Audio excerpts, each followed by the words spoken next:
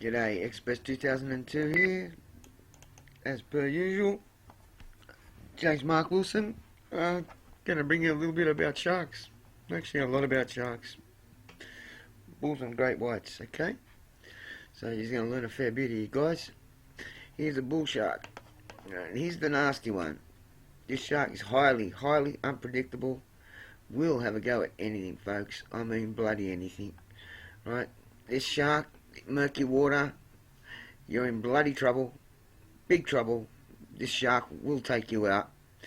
You might look pretty dumb, but I can tell you this thing can turn around in a body length and turn a speed you won't believe. Can weigh up to, they say, half a ton. I reckon they get to a ton myself. This is one shark, you give it a hit, it'll bite your arm off. Give it a kick, it'll take your leg off. So it's a shark to steer well clear of. They've been found hundreds of miles up freshwater rivers, so well away from the salt. This shark is very protective of its environment. If it's hunting in a river, it's territorial, it'll take your leg off just to tell you to piss off. So that's one shark that you got to remember is dangerous, fresh or salt. Okay, now I'll give you a little bit of information about the area where I am. This is a place, this is my favourite spot, my mecca. This is the ultimate spot for me. This place is called Snapper Rock. It's up on the east coast. It's about 150 kilometres north of Sydney. On the southern side, which is on the right hand side of this picture, is Snapper Point. That's my favourite fishing spot. Don't want to show you too much of it, guys. You get a heap of people down here, they're all going to drown. This is actually water coming up into a blowhole. There's a cave up the opposite end of this. And it's took millions of years to make the cave, and believe it or not, there's coal seams running from here underneath the ground going back hundreds of k's and going out to sea about 100 kilometres, and they're actually under the sea out there mining as we speak here right now.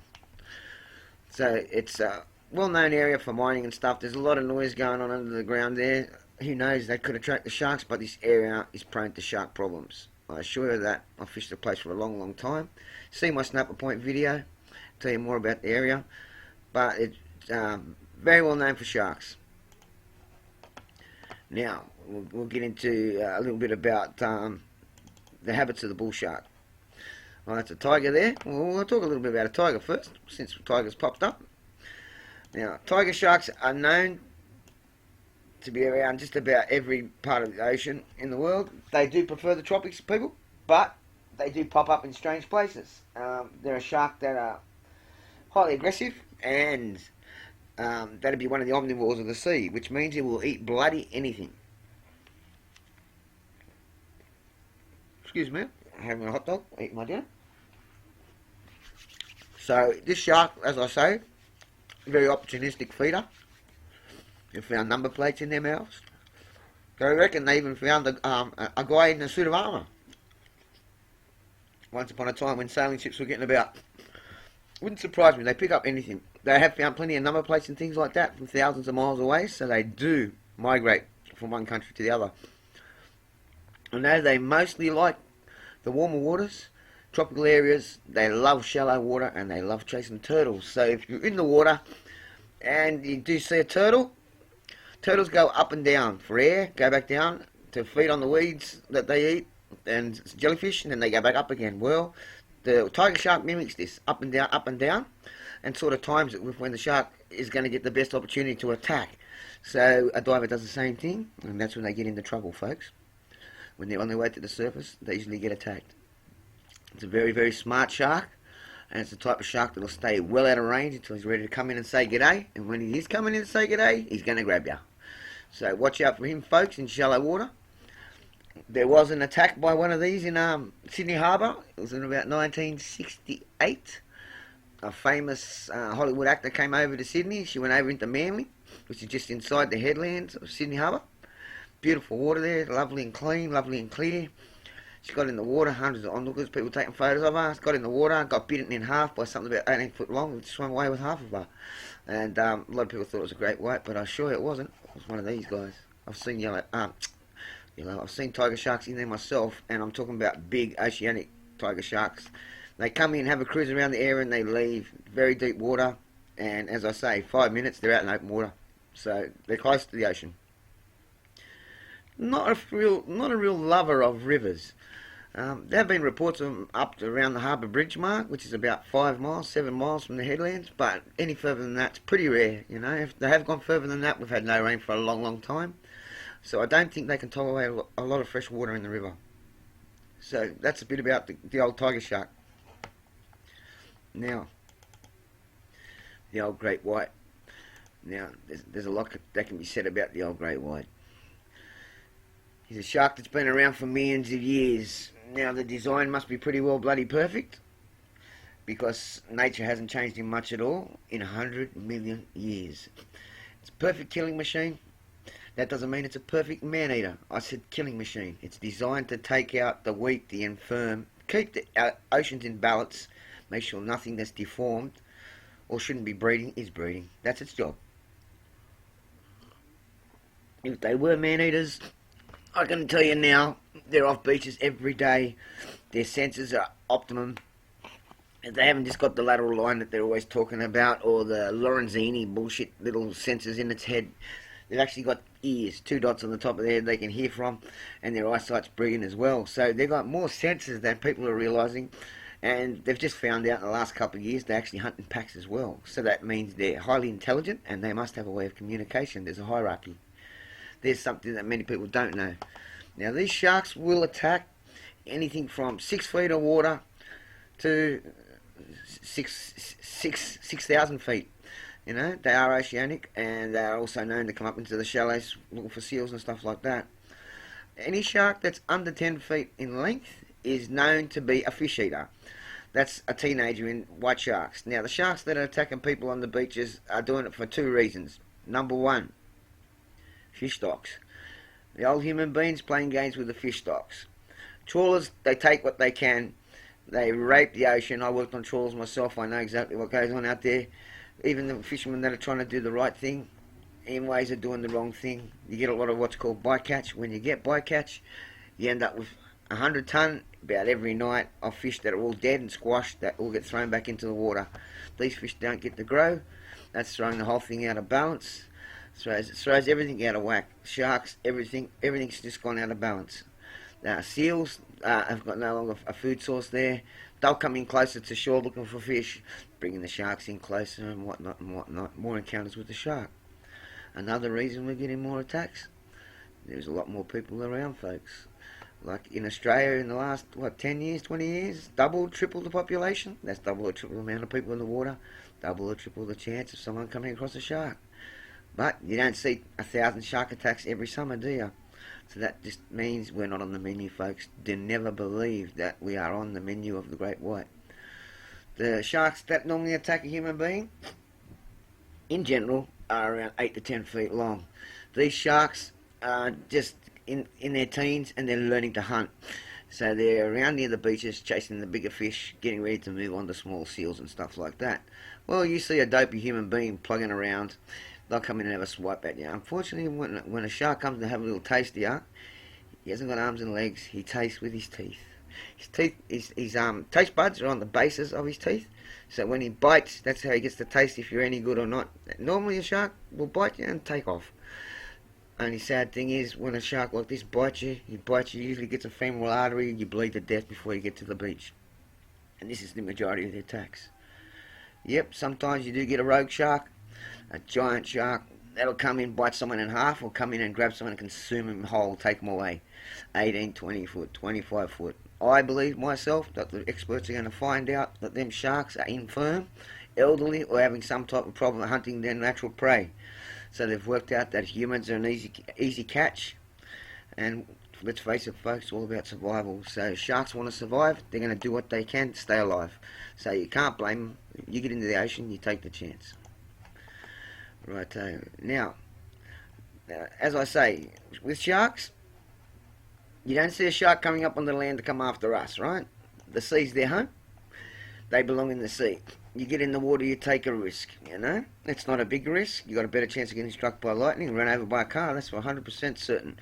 But if you do get into their domain, that's their home. You know? A shark won't come tapping on your front door and biting you, will he? Now, sizes of sharks. Sharks range from, let's say, when they're born around 6 foot a pup. right up to, well, I know for a fact it's all bullshit that they stop around 23, 24 feet. I know fishermen have seen them to 30 feet. I've heard stories of sharks to 40 feet, and I've got no reason to doubt these people. They're fishermen have been around a long, long time. They don't talk shit. This here is a picture of the old dinosaur shark, the megalodon, and this shark here, you can stand up in his mouth. It's probably about big enough to swallow a single-decker bus without catching his teeth. So he was a big shark. He was around 80 feet long. Many believe that out in the abyss trenches and stuff like that. And there's plenty of places on the ocean that no one's ever been, mate. These things could still be alive. You never know. And who knows? There could be great whites that size, you know. Every now and then there's a report of a big great white getting dragged behind a game boat. Something comes up, bites it in half. And I'm talking they're dragging a 20-foot shark and something bites it in half. So it's a pretty big shark. Now, other types of sharks out there. Well, you get these fellas here, the black tips and the white tips. Well, the black tips are a reef shark. Normally, in the daytime, if one comes up near you, give him a poke with a spear and he'll do the bolt. Sad thing is, like when the ship went down there, I think it was the Arizona. Correct me if I'm wrong. But there was a ship that went down during the war, and it was carrying parts for the bomb, the big one they dropped on Hiroshima. And when they did, the Japanese sunk that with a submarine, and when it went down, it was a secret mission, so no one was looking for the people that were on the boat. Over 1,000 people ended up in the water. Well, more than half of them ended up shark food, and it was mainly these things that came in and attacked them while it was night time, tearing them apart.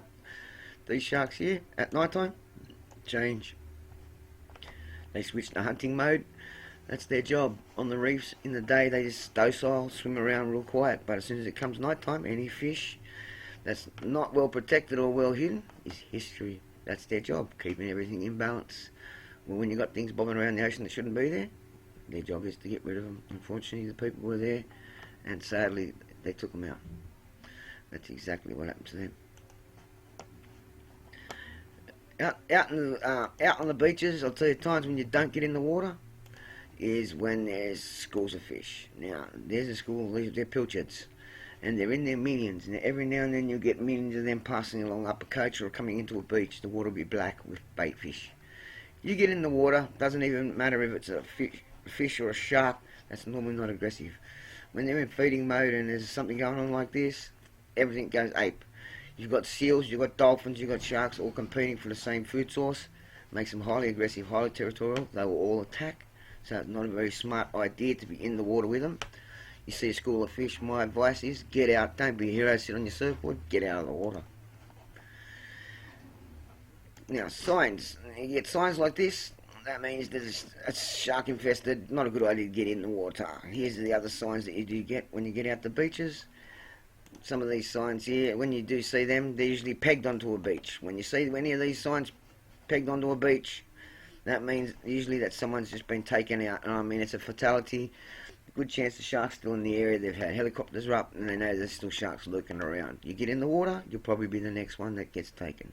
Don't be an idiot. Don't be a hero. Don't try and show off to the missus or the Sheilas that are in the car. Is it worth it? You'll cry like a little girl if a shark comes up. Now, strength of sharks. Now, a shark is known to have a pretty good bite pressure, and it's not absolutely massive bite pressure. It's just the teeth are so sharp when they do shut that mouth and shake that head. There's a lot of weight there shaking around, and once they shake, they'll be able to bite anything clean in half. Wild blubber's pretty tough. They can get through that, and sharks like the tiger shark, he can bite straight through a turtle shell, which is impossible with a sledgehammer. So just remember that a shark's got better teeth than you. His dentition's made for chopping things up, and we're made of nothing when it comes to getting bitten. Other types of sharks that won't hurt humans. Now, as a young bloke, I watched hundreds of these sharks get dragged up out of the water in a place called Watson's Bay by a game fishing club. They didn't know. It was around the time the Jaws movie came out. This is called a grey nurse shark or a sand tiger. See the teeth. Now, that tells you everything. See how short and pointy they are, little tiny teeth. That thing hunts fish, and only fish. The only way that shark's going to bite you if you go poking him or annoying it. while it's hunting itself. You leave that shark alone, and I guarantee you 100% that shark is not going to bite you. But we were pretty ignorant as an animal, really.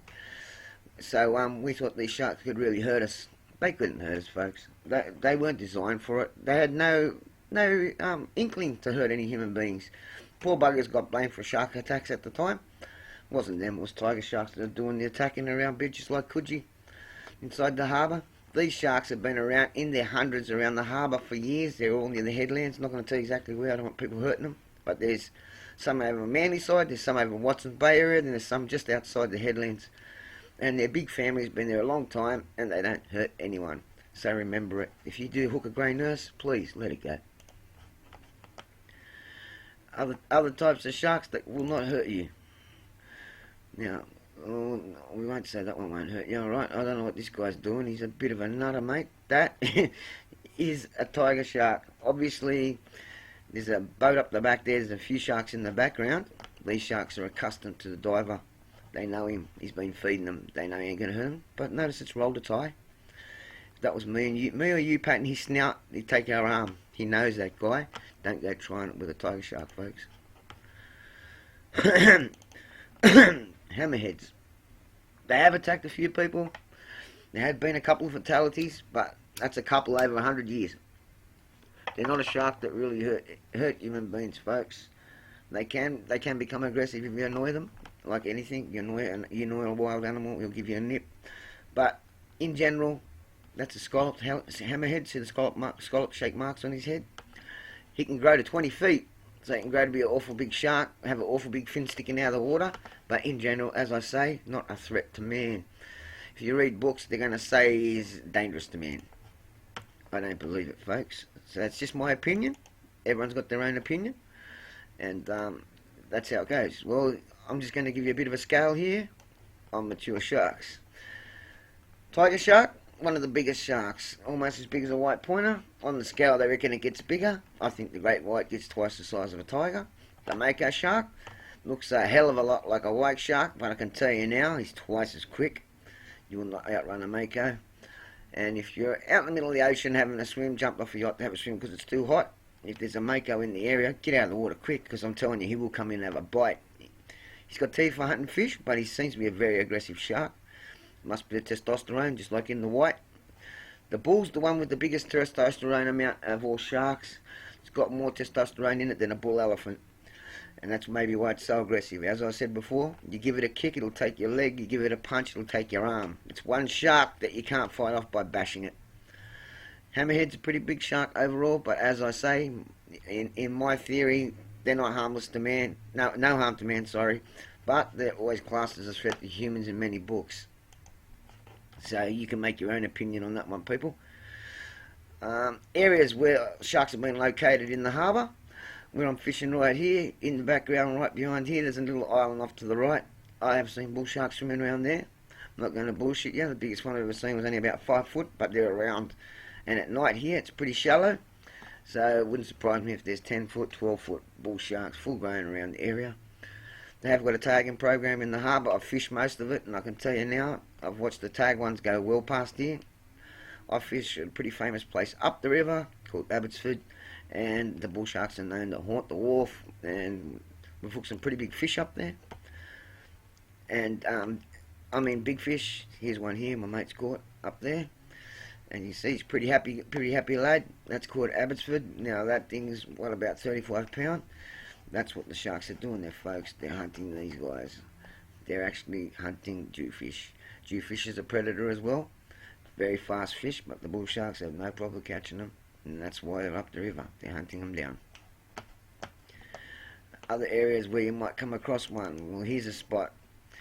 Now, down in this tunnel here, I went down with my old man. This is around near Five Dock, just near a golf club.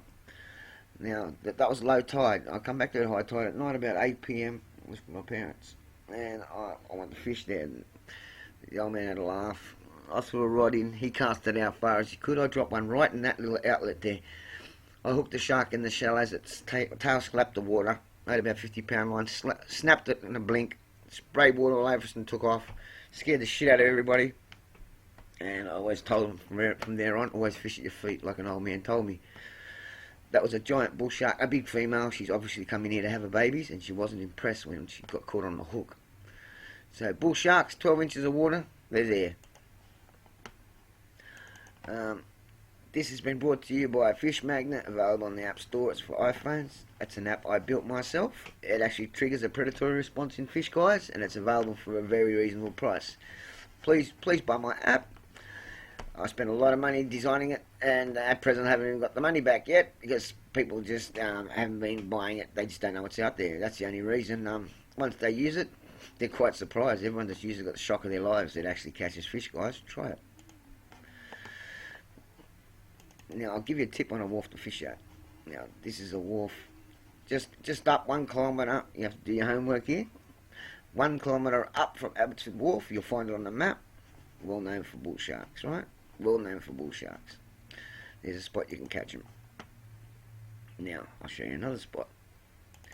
This is around Abbotsford, Hen and Chicken Bay. I've seen the bull sharks in here. I sit here and play the guitar a lot. I've watched them chasing the mole along the shallows. Another place full of bull sharks. Big fish in the area is my son with a giant flathead. Now, another thing that the bull sharks prey on, flathead, right? That's a big one. You don't get many that big. My boy's caught quite a few. That's Matt. That's a few years ago. He's a pretty avid fisherman. And here's Matt with one caught at Abbotsford Wharf, a big Dewey. So there's proof. That's my boy catching a fish. There's the proof. Proof's in the pudding.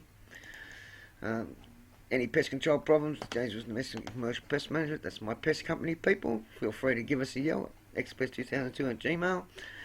Mention you've caught me on here, and I'll take 20% off the price. How's that, guys? If it's a termite job, I'll do my best to give you up to 50% off on a barrier. Now that could save you thousands.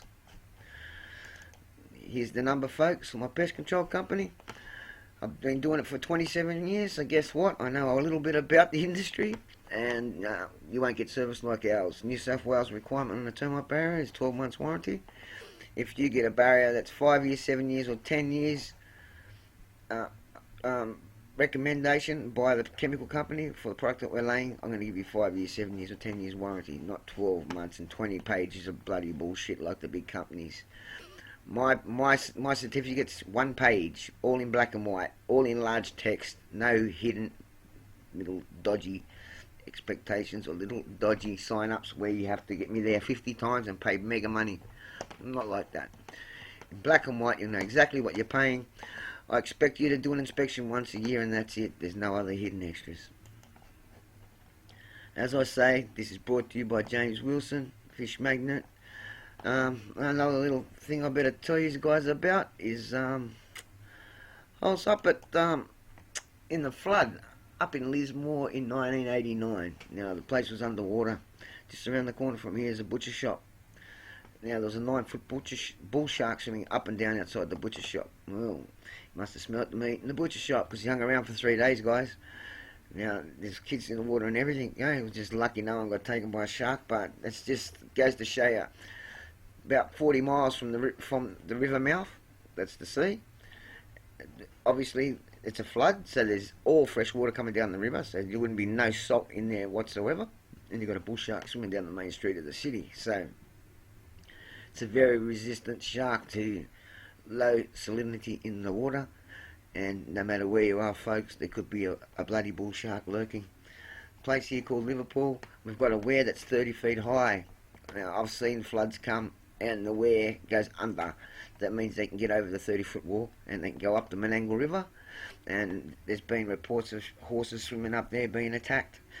And that's a long, long way. I mean, as in 100 k's from the mouth, or out in Botany Bay to the open water. That's 100 k. So, you know, people are going, there's no way in the world they could get up there. I assure you, they are up there.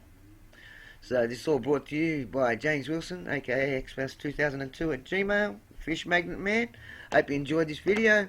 Please like it and subscribe or give us a whinge, whatever you like. And thanks for joining. Have a great day. Be safe in the water, folks, and talk to you all again. James Wilson, over and out.